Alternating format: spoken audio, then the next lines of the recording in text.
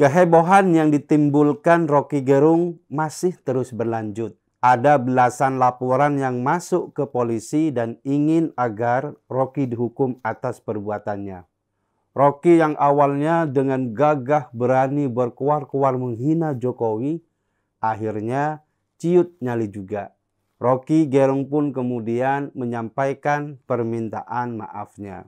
Sebelumnya, Refly Harun yang memuat video makian Roky itu telah menghapus postingan tersebut di halaman YouTube-nya karena Refly ikut menanggung ancaman hukuman dari perbuatan Roky itu.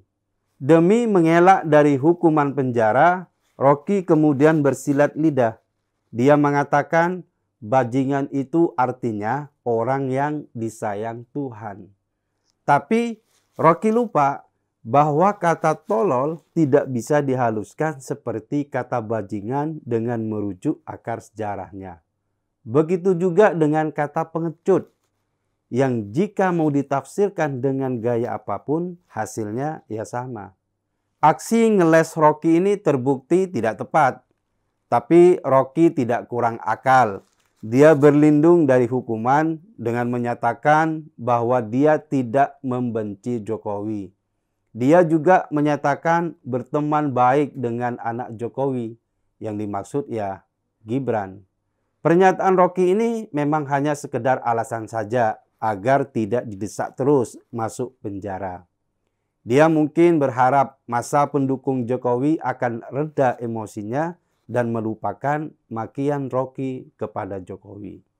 Penghinaan Roky pada Jokowi sebenarnya adalah rembesan kepentingan politiknya. Roky berkaitan erat dengan Demokrat. Kemudian dia juga beririsan kepentingan dengan Gerindra. Dalam sebuah foto baru, tampak Prabowo diapit Fadlizon dan Roky Gerung. Foto itu baru sebab penampilan Fadlizon yang sudah kurus. Prabowo memang getol merangkul banyak pihak, baik dari pendukung Jokowi maupun pendukung Anies. Dia berusaha merebut suara dari dua ceruk pendukung. Roky Gerung sebenarnya memang tidak benar-benar ada dalam dua gerbong itu. Tapi jika harus memilih, dia lebih bisa diterima di kelompok pendukung Prabowo. Karena masa pendukung Roky adalah juga masa pendukung Prabowo. Misalnya, Novel Bamukmin sebagai salah satu ikon FPI yang juga ada di barisan Prabowo. Ketenaran Roky sebagai salah satu jenderal lapangan Prabowo sudah dikenal sejak lama. Ketika dulu dia masuk ke dalam ambulans untuk memberikan tausiah kepada pendukung Prabowo. Waktu itu masyarakat mencekal Roky karena ucapannya dianggap meresahkan masyarakat dan menyebabkan munculnya polarisasi. Apalagi saat itu Roky dekat dengan kelompok radikal. Jadi masyarakat merasa kehadiran Roky membahayakan kerukunan di wilayah mereka. Yang aneh dalam kasus penghinaan Roky ini adalah sikap Prabowo.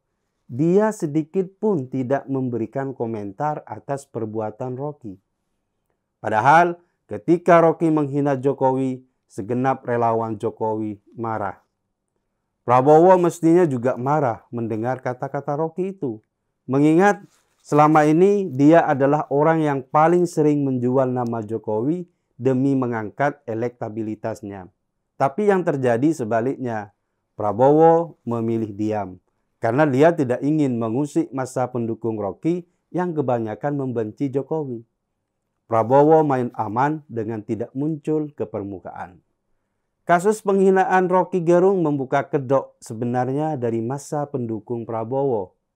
Selama ini mereka berupaya mengelabui pendukung Jokowi dengan mengambil simpati mereka. Mereka terus menyuarakan Prabowo adalah penerus Jokowi. Tapi watak politik mereka yang sebenarnya terungkap melalui sikap Roky. Karena bagi mereka, Jokowi hanyalah komoditas yang bisa mereka manfaatkan untuk menaikkan elektabilitas Prabowo.